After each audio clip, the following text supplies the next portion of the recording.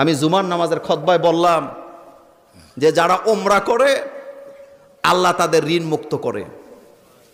একথা শোনার পর একজন ডিপ্রেশনের রুগী 13 কোটি টাকা ঋণ আমাকে ফোন দিয়ে গালাগালি শুরু করছে। আপনারা মোল্লারা মাঝে মধ্যে উল্টাপাল্টা কথা কন, আমি 13 কোটি টাকা ঋণ, আমি ওমরা করবো কি দিয়া?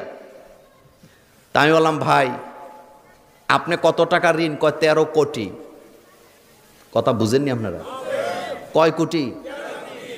তা আমি বললাম ওমরা করতে কত লাগে? কয় 80-90 হাজার। তা আমি কইলাম এই 80-90 হাজার আরো ঋণ করেন, কারণ যেই লোকের 13 কোটি টাকা ঋণ তার জন্য 80,000 টাকা কোনো ব্যাপার হইলো? আমি বললাম আপনি আবার এই 90,000 টাকা আরো ঋণ করেন, আপনার আত্মীয় স্বজন থেকে করে আপনি ওমরা করেন।